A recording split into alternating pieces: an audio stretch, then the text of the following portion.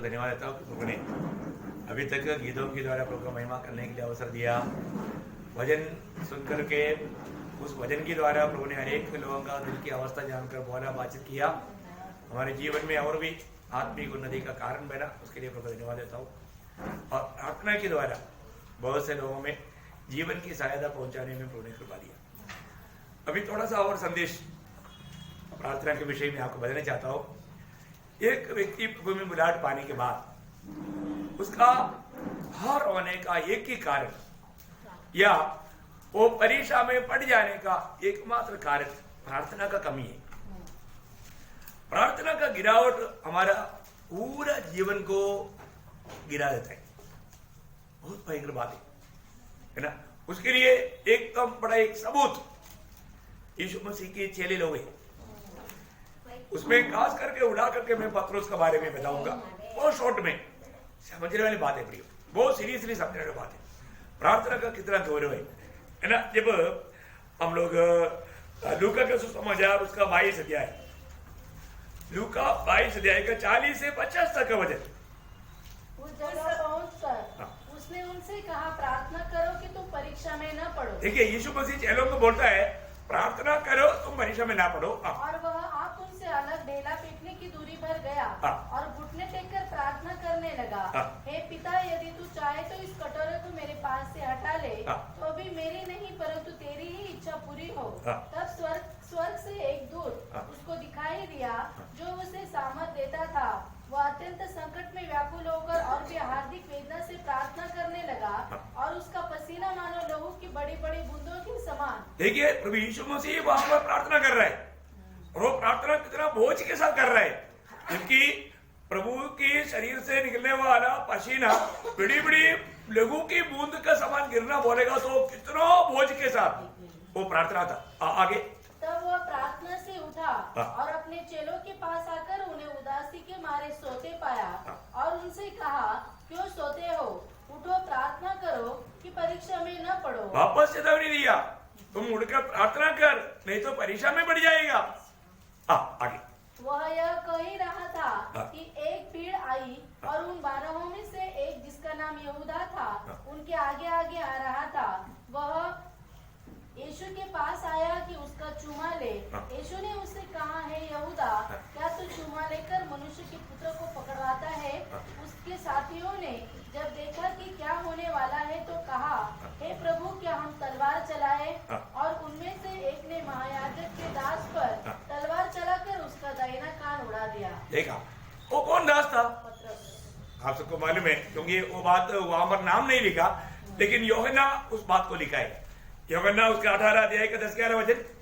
तब शमौन पतरस ने तलवार उसके पास थी खींची और महायाजक के दास पर चलाकर उसका दाहिना कान उड़ा दिया। उस दास का नाम मलखुस था। देखिए अभी आप देखिए, अभी यहाँ पर का विषय देखो है ना।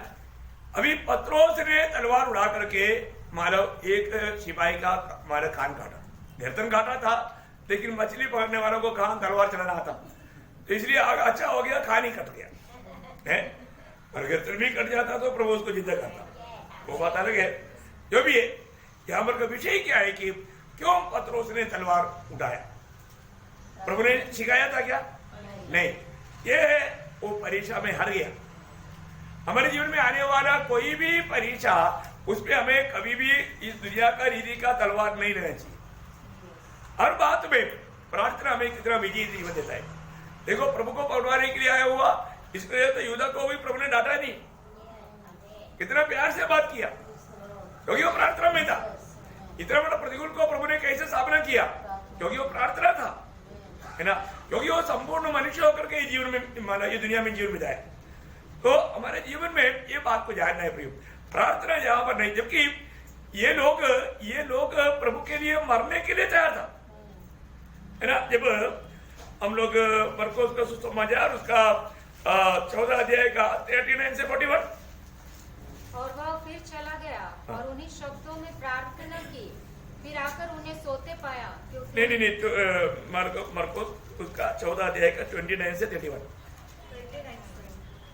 पतरस ने उससे कहा, यदि सब ठोकर खाए तो खाए, हाँ। पर मैं ठोकर नहीं खाऊंगा। हाँ। यीशु ने उससे कहा, हाँ। मैं तुझसे सच कहता हूँ हाँ। कि आज ही इसी रात को हाँ। मुर्गे के 2 बार बांग देने से पहले हाँ। तू 3 बार मुझसे मुकर जाएगा। हाँ। पर उसने और भी जोर देकर कहा, हाँ। यदि मुझे तेरे साथ मरना भी पड़े यदि मुझे तेरे साथ मरना भी पड़े, तो भी मैं तेरा इनकार कभी न करूंगा। हाँ। इसी प्रकार और सबने भी कहा। देखा, पत्रोस ने भी कहा, बाकी चेले लोगों ने भी कहा, लेकिन पत्रोस लीडर था ना, वो बोलता है कि हम तेरे लिए मरने के लिए तैयार हैं।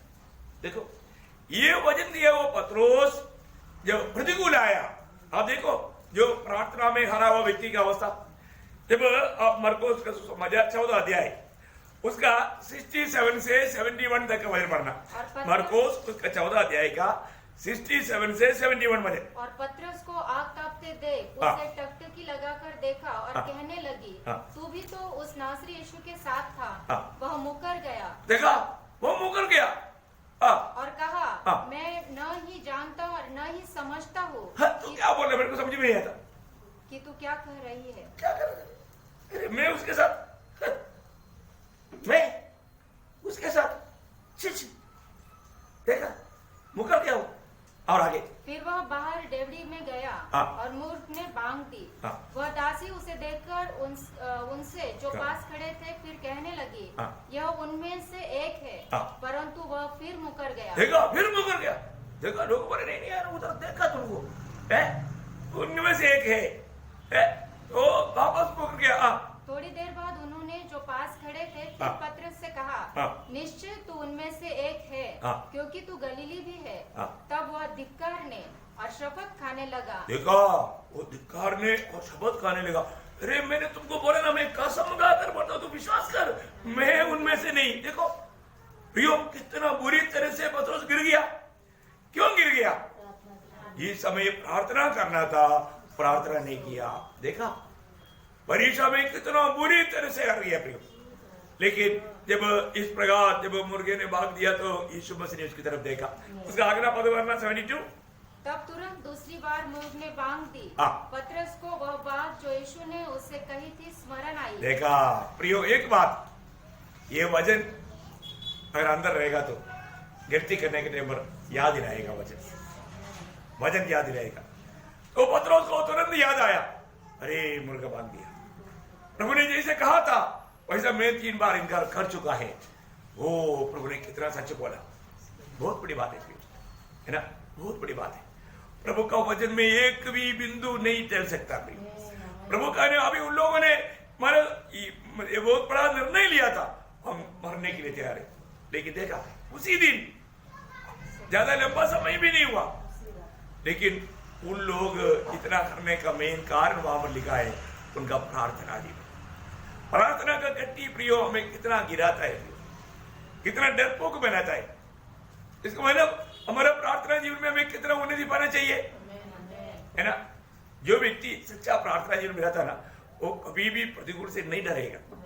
हमने पिछली बार दानियल के जीवन को देखा था, कितना भी समस्या आने दो, आपका प्रार्थना जीवन में कम नहीं होना, प्रार्थना जीवन में उन्नति पाना, बढ़ोतरी होना। परंतु अभी आप मैं एक बात बताऊं, इसी मानव पत्रोस जब पछताव किया, इसके बाद में प्रार्थना करने वाला पत्रोस बना। प्रार्थना करने वाला पत्रोस बना तो प्रार्थना के बारे में सिखाने लगा। वो पत्रोस फिर बाद में प्रार्थना करने वाला पत्रोस कैसे विजय पाया, है ना। जब प्रेरितों का 2 अध्याय का 42 वचन देखिए, प्रभु का दास एक प्रार्थना मनुष्य बनने के बाद मंडली को उपदेश देने के समय में उड़ाकर कहने वाला बात है, और वो प्रेरित से शिक्षा पाने और संगति रखने और रोटी तोड़ने और प्रार्थना करने में लवलीन रहे। देखा, पत्रोस भी वहां पर प्रार्थना करने में लवलीन रहा। प्रेरित लोग प्रार्थना करने में लवलीन रहा, बहुत बड़ी बात है ना। उसका 46 वचन, वे प्रतिदिन एक मन होकर, देखा, प्रतिदिन एक मन होकर के प्रार्थना करने लगा, प्रतिदिन एक मन होकर के प्रार्थना करने लगा। उसका तीसरा अध्याय का 1 वचन, पतरस और यूहन्ना तीसरे पहर प्रार्थना के समय मंदिर में जा रहे थे। देखा, प्रार्थना का समय में प्रार्थना में ही जाता था, इधर उधर नहीं जाता। प्रार्थना का समय प्रार्थना के लिए इस्तेमाल किया, है ना। उसका 6 अध्याय का 5 वचन,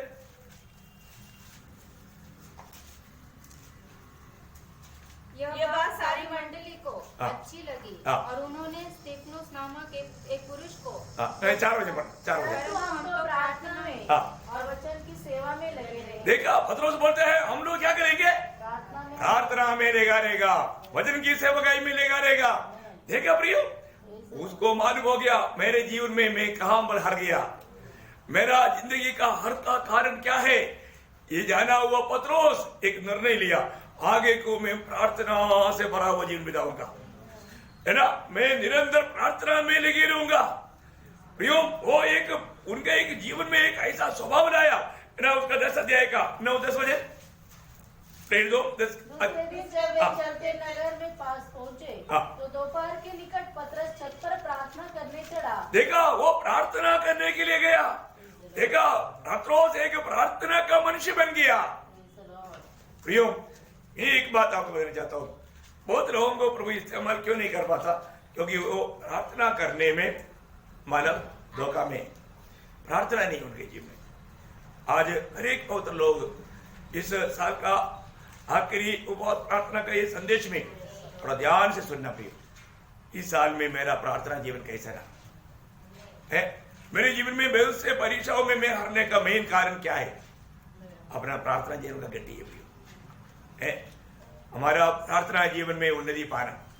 देखिए, प्रार्थना में गया हुआ पतरस प्रतिकूलों को दुर्लक्ष्य करके प्रभु के लिए जीवन बिताया, एक विजय जीवन बिताया, है ना। उसका दूसरा अध्याय का 34 हो जाए, इतना प्रतिकूल में, विरोधियों के बीच में इतना हिम्मत के साथ प्रभु यीशु मसीह के नाम को ऊंचा करने के लिए उनको सामर्थ्य मिला।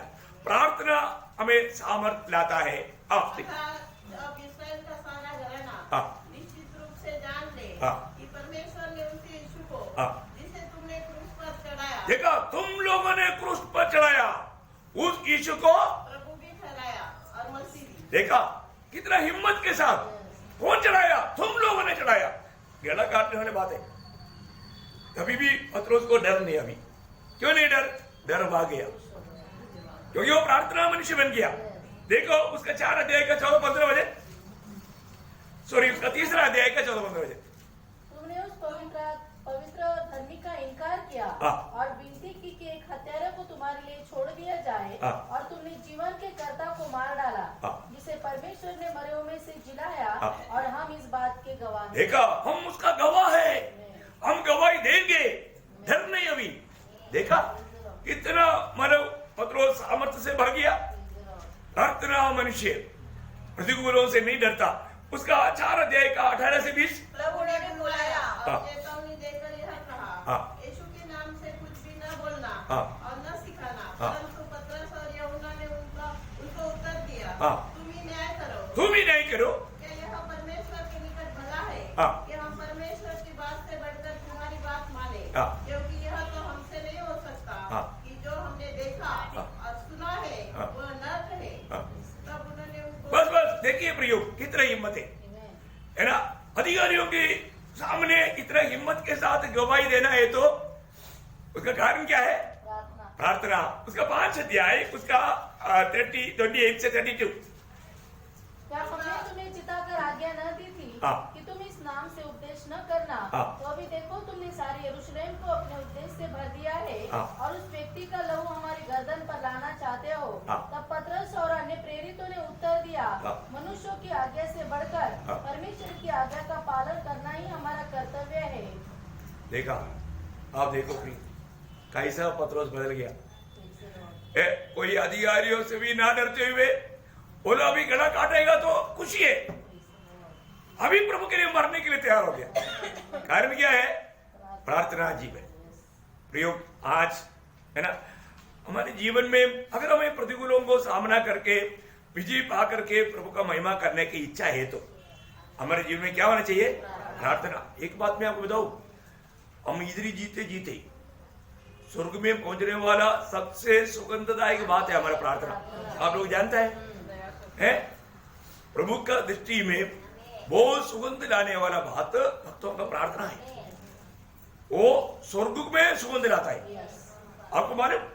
हाँ, प्रकाशित वाक्य 5 अध्याय का 8 बजे पढ़ा। जब उसने पुस्तक ले ली तो वे चारों प्राणी हाँ। और 24 प्राचीर उस मेमने के सामने गिर पड़े। हाँ। उनमें से एक के हाथ में वीणा हाँ। और धूप हाँ। जो पवित्र लोगों की प्रार्थनाएं हैं। देखा, धूप क्या है? पवित्र लोगों का प्रार्थना है, वो एक सुगंध है। बोलने का अर्थ वो एक सुगंध है, सुगंध। हाँ, अभी आप सबको कभी आपसे स्वर्ग में सुगंध आया? ऐसे चाहिए, ऐसा प्रार्थना हुआ? परे को प्रियो, ये सब पवित्र लोग जानना चाहिए, है ना? उसी प्रकाशित वाक्य 8 अध्याय का 3रा वचन। फिर एक और स्वर्गदूत हाँ। सोने का धूपदान लिए हुए आया हाँ। और वेदी के निकट खड़ा हुआ हाँ। और उसको बहुत धूप दिया गया हाँ। कि सब पवित्र लोगों की प्रार्थनाओं के साथ हाँ। सोने की उस देखा, पवित्र लोग प्रार्थना के साथ वो वहां पर इस्तेमाल करना। देखा, पवित्र लोगों का प्रार्थना है, उसको रुचि लेता, उसको और भी मतलब सुगंधित करता। हाँ, स्वर्ग उस बात को चाहता है। आप सोचो है, ये एक बड़ा अनमोल बात है। कभी कभी स्वर्ग में हमारे द्वारा अच्छा स्प्रे करना चाहिए ना, सिर्फ स्प्रे नहीं, उधर तो पूरा बोतल तोड़ करके सुगंध आना चाहिए, है? क्योंकि आपको मालूम है, जब 141 भजन संगीता उसका दूसरा वचन का शुरुआत पढ़ना, 141 भजन संगीता उसका दूसरा वचन का शुरुआत। मेरी प्रार्थना तेरे सामने सुगंध धूप। देखा, मेरा प्रार्थना तेरे सामने क्या है? सुगंध धूप ठहरे, सुगंध धूप ठहरे, सुगंध धूप है प्रियो। कितना बड़ी बात है, मैं आपको बोलना चाहता हूँ। ये बात को जानेगा तो हमें कितना हमारी तरफ से स्वर्ग को सुगंध पहुंचाना चाहिए, है? ज्यादा सा घुटने में रहना सीखो प्रियो। आप देखो, फिर कैसा प्रभु भी बोलेगा, सुगंध आना है तो इसको घुटने में आना पड़ेगा, घुटने में आना है तो प्रतिकूल आना पड़ेगा, प्रतिकूल आएगा। प्रतिकूल आने के टाइम में प्रार्थना बंद नहीं करना, प्रार्थना और बढ़ाना, कभी भी डरना नहीं। बहुत बड़ी बात है। मैं आपको बताना चाहता हूँ, जब तक हम दुनिया में रहे, प्रभु के लिए जलते रहे। एक बत्ती जलते रहता है तो अपने आप खत्म होते जाता है ना? प्रार्थना के द्वारा क्या नहीं होता भाई? हर एक बातों का विजय रहस्य प्रार्थना है। प्रभु के चुने हुए इस्राएल के लोग ये बात जानता था। उनके बीच में एक प्रार्थना मनुष्य था, है ना, शमूएल। शमूएल को इस्राएल लोग आकर के एक विनती करते हैं, आपको मालूम है? शमूएल को और कुछ विनती नहीं करता, प्रार्थना का विनती करता। देखो, बहुत बड़ी बात है ना। पहला शमूएल उसका 7 अध्याय का 8 वचन, पहला शमूएल 7 का 8। इस्राएलियों ने शमूएल से कहा, हाँ। हमारे लिए हमारे परमेश्वर की यहोवा की दुहाई देना न छोड़ना। देखो प्लीज, शमूएल अब हमारे लिए प्रार्थना करते रहेगा ना, हम लोग विजय पाएगा। हमारे जीवन का विजय रहेगा से तेरा प्रार्थना है। क्या बात है प्रियो, है? उसका 12 अध्याय का 19 वचन पढ़ना है। तब सब लोगों ने शमूएल से कहा, हाँ। अपने दासों के निमित्त अपने परमेश्वर यहोवा से प्रार्थना कर हाँ। कि हम मर न जाएं। देखा, हम मर न जाए। तुम प्रार्थना करेगा तो हम नाश नहीं होगा, क्योंकि हमने बहुत बड़ा गलती किया। देखो, हमने राजा मांगा, हमने बड़ा गलती किया, इसलिए तू प्रार्थना करेगा तो हम भी जाएगा। कितना बड़ी बात है प्रियो, है ना?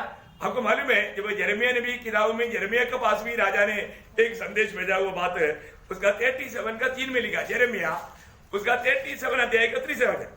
सिदकिय्याह राजा ने हाँ।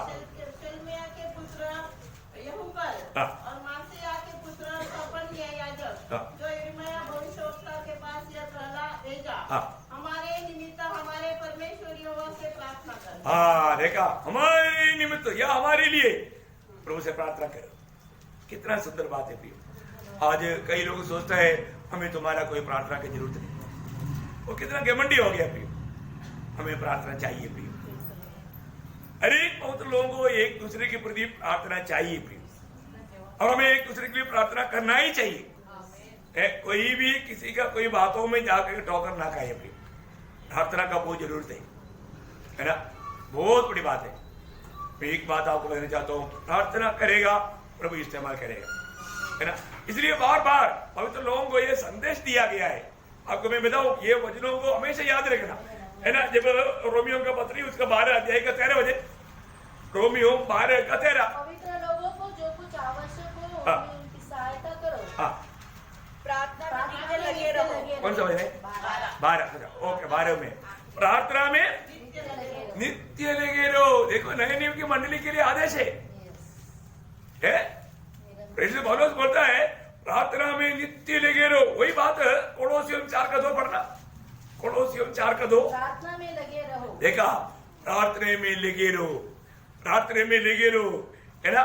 और वो प्रार्थना कैसे होना चाहिए? एफिसियों उसका 6 अध्याय का 18 वचन का बी पाठ। एफिसियों उसका 6 अध्याय का 18 वचन का बी पाठ। हर समय हर प्रकार से आत्मा में प्रार्थना और विनती करते रहो। हाँ, देखा, आत्मा में प्रार्थना और विनती करते रहो, करते रहो, है ना। पहला थिस्सलुनीकियों 5 अध्याय का 18 वचन। निरंतर प्रार्थना। देखा, निरंतर प्रार्थना करो, निरंतर प्रार्थना करो। मतलब उस प्रार्थना में यीशु मसीह खुद बोलता है, मतलब लूका 18 अध्याय का 1 वचन, नित्य प्रार्थना करना और हियाव न छोड़ना। याव नहीं छोड़ना, प्रार्थना में याव नहीं छोड़ना। बोलने का मतलब तकना नहीं, ना तकते हुए। लूका 18 का 1 लिखा ना, और उसका 7 वचन पढ़ रहा। इसलिए क्या परमेश्वर ने अपने चुने होकर न्याय नहीं चुकेगा, जो रात दिन उसकी दुहाई देते देखा, रहते हैं। भक्त लोग क्या करता? रात दिन दुहाई देता है। प्रियो, आपको प्रार्थना का स्वभाव मालूम हो गया? रात दिन यीशु मसीह ऐसा चाहता है क्या? प्रियो, यीशु मसीह जब दुनिया में था, रात दिन प्रार्थना में था। है कि नहीं? रात दिन प्रार्थना में रहा है। यीशु मसीह की प्रार्थना जीवन हमने माना एक बार अच्छा क्लास लिया था, आपको याद होगा। उसमें से 2-3 वचन मैं आपको पढ़ाना चाहूंगा। मरकोस 1 का 35। हाँ, भोर को नींद निकलने से बहुत पहले वह उठकर निकला और जंगली स्थान में गया और प्रार्थना करने लगा। देखा, कितना अनोखी बातें हुई। प्रभु का प्रार्थना सुबह अर्ली मॉर्निंग उठ करके। आज कितने लोगों सुबह उठकर प्रार्थना किया? प्रार्थना में आने से पहले प्रार्थना हुआ है कि नहीं? कई लोग सोचते हैं मैं प्रार्थना में जा रहे हैं तो फिर क्या प्रार्थना करेंगे? वो ज्यादा हो जाएगा, ऐसे है क्या? नहीं नहीं नहीं प्रियो, प्रार्थना कभी ज्यादा नहीं होता है। प्रार्थना कभी ज्यादा नहीं होता। आप जितना भी प्रार्थना करेगा तुम्हें वो कम है ना। यीशु मसीह की प्रार्थना के एक स्वभाव में आपको बताओ, लूका उसका 5 अध्याय का 16 वचन। लूका, परंतु वह जंगलों में अलग जाकर प्रार्थना किया करता था। बोलने का अर्थ सेवा करने के बाद में सीधा वो अलग होकर के जाकर के क्या करता? प्रार्थना करता था। उसका 6 का 12। उन दिनों में वो पहाड़ पर प्रार्थना करने गया और परमेश्वर से प्रार्थना करने में सारी रात बिताई। देखा, सारी रात प्रार्थना में बिताया। देखो, जब यीशु मसीह को ये दुनिया में रहने के समय में इतना प्रार्थना करने की जरूरत है, तो हमारे जीवन में आप देखो प्रिय है। देखो, नया नियम का सारे भक्त लोग जिनको भी प्रभु ने इस्तेमाल किया है वो प्रार्थना मनुष्य था। पत्रोस एक प्रार्थना मनुष्य था, पौलुस एक प्रार्थना मनुष्य था, यूहन्ना एक, सारे प्रेरित लोग प्रार्थना मनुष्य था। बहुत गहरा बात है। इसलिए अभी हम जब प्रभु को, इसे एक सुंदर भजन है, जब भजन संगीता 32 अध्याय का 6 वचन का शुरुआत। भजन संगीता उसका 32 अध्याय का 6 वचन का शुरुआत। इस कारण हर एक भक्त तुझसे ऐसे समय में, हरेक भक्त तुझे ऐसे समय में प्रार्थना करे जबकि तू मिल सकता है। देखा, जब भी प्रभु मिल सकता है, बोलने का अर्थ क्या है प्रियो? जब प्रभु हमें मिलने का जो समय जो है वो समय नष्ट ना करे, बहुत बड़ी बात है। जब भी प्रभु मिल रहा है, अभी आपको मालूम है बरतुलोमाई ने चिल्लाया, क्योंकि उसको मालूम है ये अवसर में नष्ट किया तो शायद जिंदगी में और एक मौका नहीं मिलेगा, इसलिए जोर से चिल्लाया। प्रभु के चेले लोग भी जाकर के धमकाया, ये भिखारी चुप रहो। क्या क्या बोला होगा क्या मालूम है, लेकिन उन्होंने चुप रहा नहीं, और जोर से चिल्लाया। प्रभु दम गया, उसको बुलाओ। देखो कितना बड़ी बात है, मैं तुम्हारे लिए क्या करूं? प्रभु मुझे रोशनी चाहिए। देखा, विश्वास से आया हो, क्योंकि बर्तन भी फेंक दिया, चादर भी फेंक दिया। देखा, तेरा विश्वास ने तुझे चंगा किया। उसी समय में बर्तुलोमाई को दिखाई देने लगा, ओ मेरा भिखारी के बर्तन कहां गया, वो चादर कहां गया? फिर ढूंढने गया नहीं, प्रभु के पीछे हो लिया, प्रभु के पीछे हो लिया। ये बहुत बड़ी बात है हमारे जीवन में, जब मिल सकता है। वो बात एशिया में लिखा है, एशिया उसका 55 अध्याय का 6 वचन। जब तक यह मिल सकता है तब तक उसकी खोज में रहो। हाँ। जब तक वो निकट है जब तक वो निकट है तब तक उसके पुकारो। हाँ, कितना बड़ी बात है प्रियो। मैं एक बात आपको बताना चाहूंगा प्रियो, मंडली का सामर्थ्य प्रार्थना में है। देखो, जिस मंडली में प्रार्थना नहीं है वो मंडली सुखा मंडली है। इसलिए हमारा हर एक व्यक्तिगत जीवन में भी मैं आपको बोलना चाहता हूँ, हमारा प्रार्थना जीवन को बढ़ाओ, है ना। इस साल में टोटल में प्रार्थना में कितना समय बिताया, ये बात को परखो। जो भी लोग हमारा आत्मिक हथियार में सबसे ताकतवर हथियार प्रार्थना है। ताकतवर हथियार हमारा प्रार्थना है। प्रार्थना के ऊपर सब कुछ बात है प्रियो है। एक बात मैं आपको बताऊं, मैंने आप लोगों को हमेशा बहुत देर पहले मैंने विलियम कैरी का एक बात बताया था, है ना। जब विलियम कैरी को जब इंडिया में जो ब्रिटिश एक गवर्नर था, उन्होंने ब्रिटिश का बाकी सेनापति लोगों को एक भोज के लिए बुलाया था। भोज के लिए बुलाया तो उसके साथ विलियम कैरी को भी बुलाया, क्योंकि वो एक मिशनरी है, तो गवर्नर उनको भी सम्मान करना चाहा।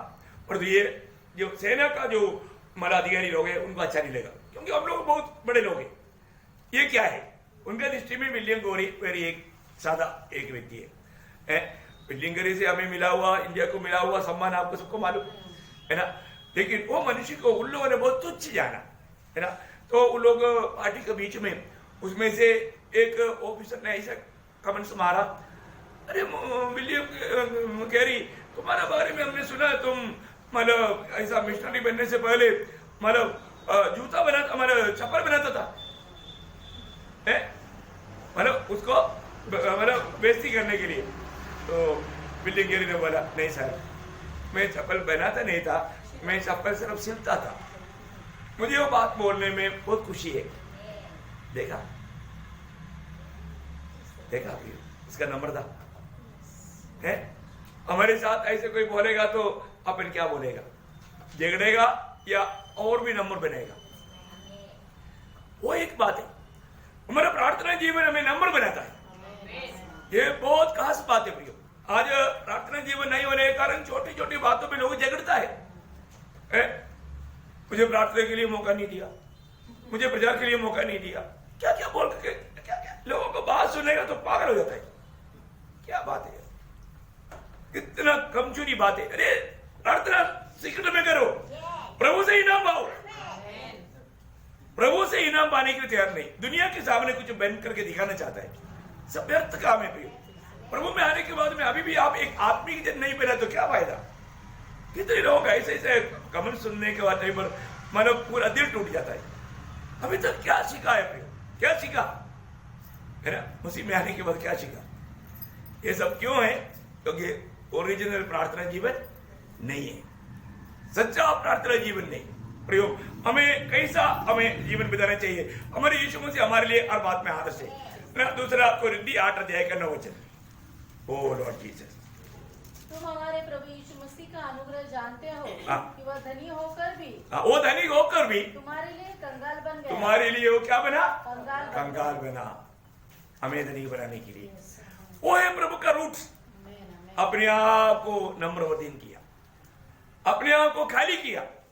वो बात तो फिलिप्पियों का पत्री 2 अध्याय का 6 से 8 तक भी पढ़ता है। अपने आप को यहां तक दीन किया प्रियो, इतना नम्र बना, है ना। हमारे यीशु मसीह ने हमें दिया हुआ वो नम्रता हमारे जीवन में आना है तो हमें क्या चाहिए, एक सच्चा प्रार्थना जीवन चाहिए।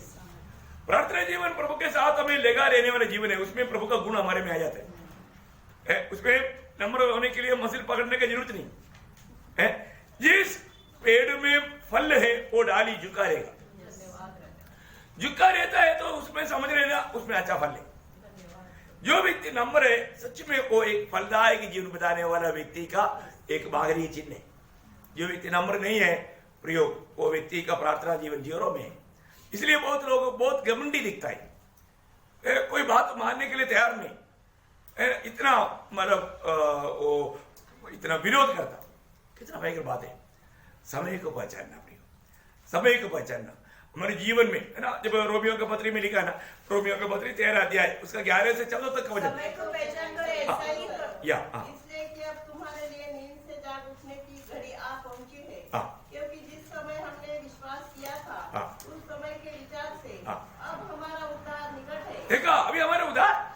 ठीक है, उद्धार का मतलब हम उद्धार पाया है, प्रभु का आगमन में हमारे शरीर का उद्धार हो जाएगा, रोज हमारे प्राण का उद्धार हो रहा है।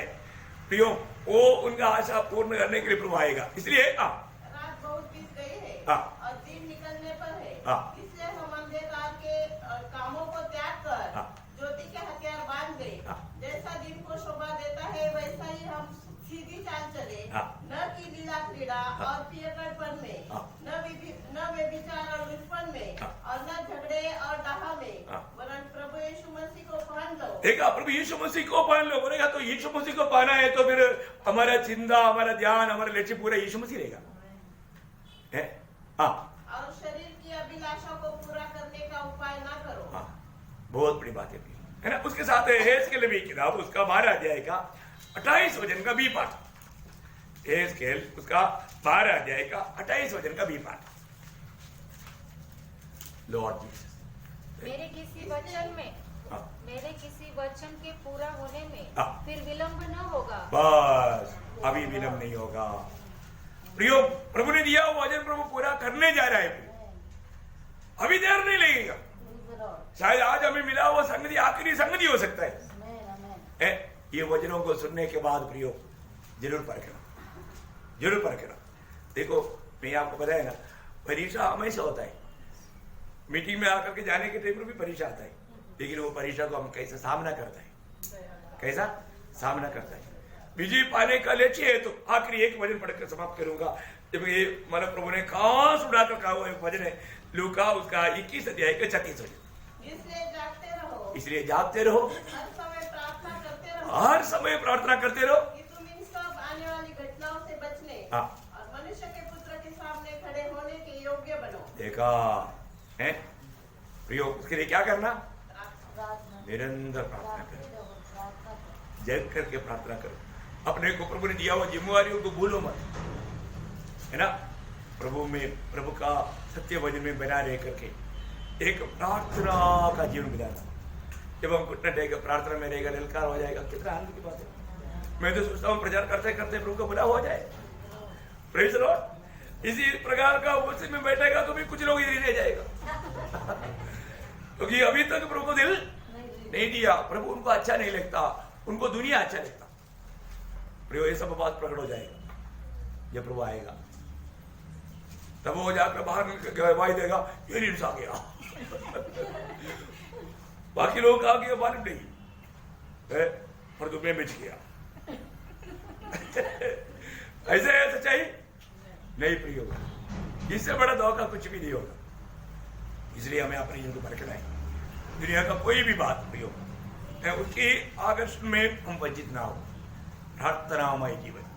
कितने लोगों ने निर्णय लेगा? अभी नया साल के लिए कितने लोगों ने अभी तैयारी में है? थोड़ा परखा क्या अगला साल में मैं कौन कौन सा तीर मारूं? प्रियो, अच्छा निर्णय लो प्रियो, अपने आप को परखो, है ना। और वो निर्णय में बना रहने के लिए प्रभु से सहायता मांगो। प्रभु जरूर सहायता करेगा, क्योंकि प्रभु का अनुग्रह बिना हम विजय नहीं पा सकते। हमें हर एक बात का विजय प्रभु की ओर से मिलता है ना। इसलिए इस अंत समय में हमारे जीवन को परखना चाहिए। प्रभु हमें बहुत प्यार करता है प्रियो। प्रभु हमारे में आगे है। आज प्रभु हमारे में जीने दो, उस अनंत काल हम उस सम्मान पाए, हमारा प्रतिफल कम नहीं रहे। अब प्रभु के जीवन से जिएगा तो बड़ा प्रतिफल पाएगा, बड़ा महिमा पाएगा। और जो भी हमें अनुभव लेना है प्रभु के लिए लेना है। खाएगा पिएगा तो भी प्रभु खुश होना चाहिए। Praise the Lord. कितना आनंद बात है, कितना धन्यवाद है। तो प्रभु इन वचनों के द्वारा सब पवित्र लोगों को सहायता करे, आशीष दे। प्रभु की महिमा हो।